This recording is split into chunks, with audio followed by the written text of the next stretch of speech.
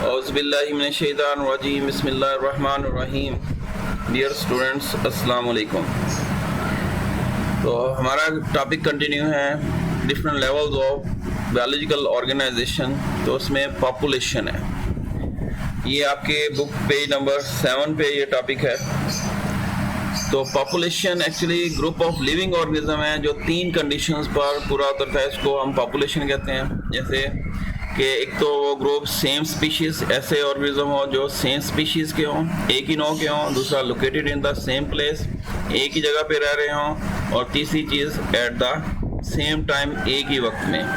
तो group of population जो एक ही नौ के हों, एक ही जगह पे रह रहे हों और एक ही टाइम पे रह रहे हों, इसको हम पॉपुलेशन कहते हैं। इसमें एग्जांपल्स आ जाती हैं number of rats in rice field, यानी चावल के खेत में चूहों की आबादी या पॉपुलेशन। इस तरह से number of students in biology class, biology की क्लास में बैठे हुए स्टूडेंट भी पॉपुलेशन होंगे। इस तरह से human population in A city, यानी एक शहर की आबादी या पॉपुलेशन, ये एग्जांपल्स हो गए।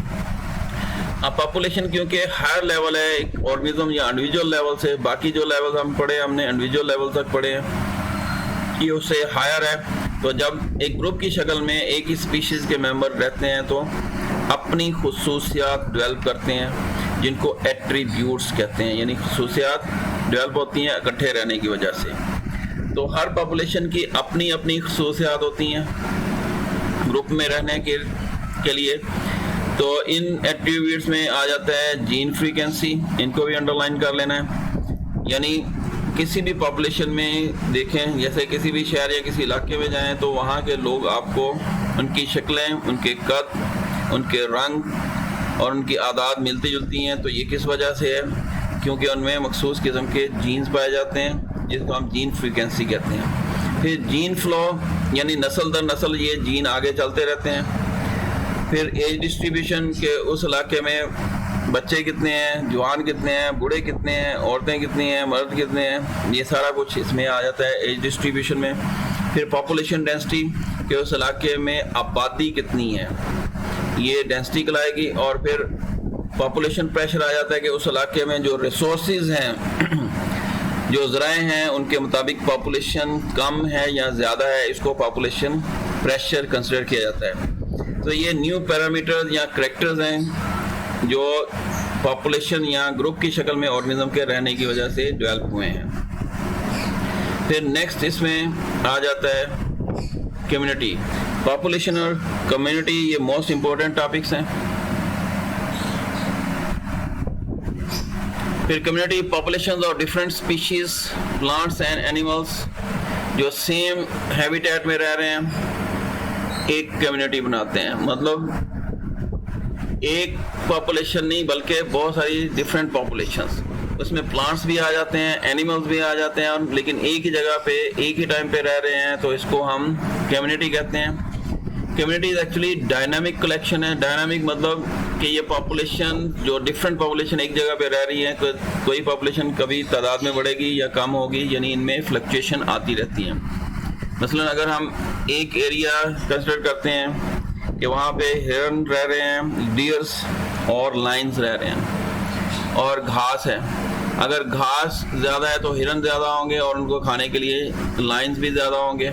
इस तरह से अगर घास कम होती है तो हिरन भी कम होंगे और उनको खाने वाले शेर भी कम होंगे, यानी पॉपुलेशन कभी बढ़ेगी कभी कम होगी।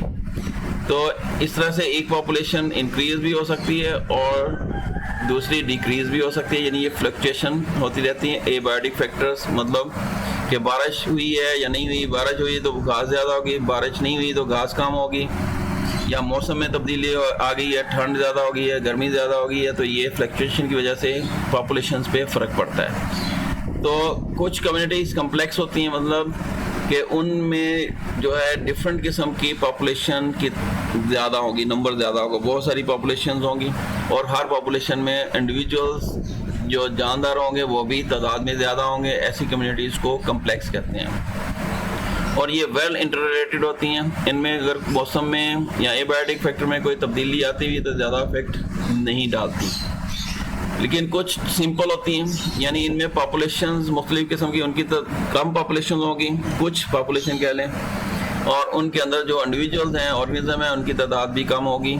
तो ये सिंपल कहलाएगी। सिंपल कम्युनिटी अगर कोई चेंजेस आती है बाहर एबायोटिक फैक्टर्स में तो ये ड्रास्टिक होगी यानी ज़्यादा डैमेजिंग होगी और ज़्यादा देर तक इसका असर उस कम्युनिटी पे रहता है। तो जो हम टॉपिक पढ़ रहे हैं यानी फोरगोइंग अकाउंट है, तो इसमें हमने डिफरेंट लेवल्स को स्टडी किया है, ऑर्गेनिज्म इनकी ऑर्गेनाइजेशन के डिफरेंट लेवल्स को।